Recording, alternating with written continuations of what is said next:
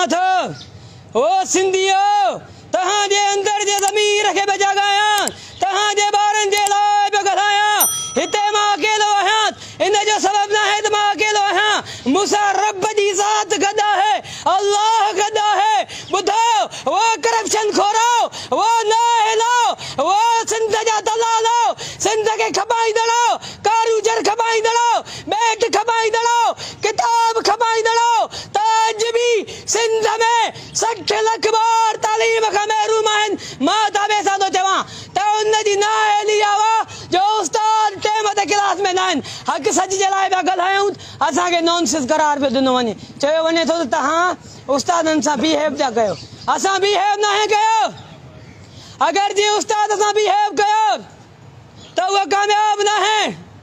उस्ताद हिकु उस्ताद वालिद आहे 3 क़िस्मनि जा वालिद हूंदा आहिनि।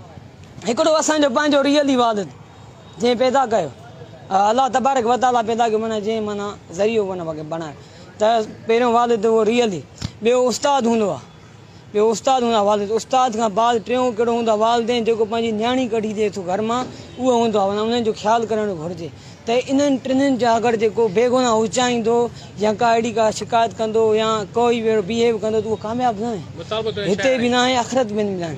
मुंहिंजो मुतालबो एजुकेशन मिनिस्टर सां सदर पाकिस्तान सां ऐं प्राइम मिनिस्टर पाकिस्तान सां तव्हां किथे आहियो? यहाँ पे क्या हो रहा है पाकिस्तान में? पाकिस्तान के सूबा सिंध का मैं सूबा सिंध का एक सिंधी बात कर रहा हूँ। यहाँ पे करप्शन खोरी इतनी की जा रही है जिसकी कोई हद ही नहीं है। आप कहाँ हैं बताओ? वो नाअहलो कहाँ हो? यहाँ पे मैं पायलट स्कूल की बात कर रहा हूँ। टाइम पर कोई उस्ताद साहिबान वक्त पे स्कूल नहीं आ रहा। हर एक टीचर को अपनी अपनी अलग सी ऑफिस है।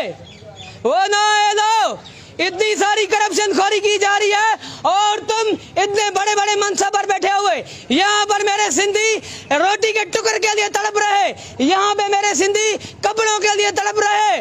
आप बड़े बड़े मनसब ने आपको प्राइम मिनिस्टर बुला दो। और मैं बात कर रहा हूँ फलस्तीन की भी, वहाँ पे वहाँ पायलट स्कूल जो स्टूडेंट जुल्फ़कार अली नालो आहे 8 डी जरवार 8 जी जो स्टूडेंट आहियां। मूंखे किताब न मिलण सबबि मां क्लास टीचर खां सवाल कयो मूंखे किताब छो नथा मिलनि। क्लास टीचर जो ॿिए पीरियड में अचे हाणे पहिलो पीरियड आहे। ॿिए पीरियड में फरहान कुरैशी बीठो फरहान कुरैशी खां मां सवाल कयो त मूंखे किताब साईं चयो ॿिए पीरियड में अचां वठिजांइ त फरहान कुरैशी बि दिलदार चांडे उस्ताद खे दांह ॾेई करे हुनखे चयो त हिन मूंसां बिहेव कयो आहे। मां बिहेव न कयो आहे न ई मूंखे फसाइण जी कोशिशि कयो। महिरबानी करे असांखे हथियार खणंदे तव्हां न कयो।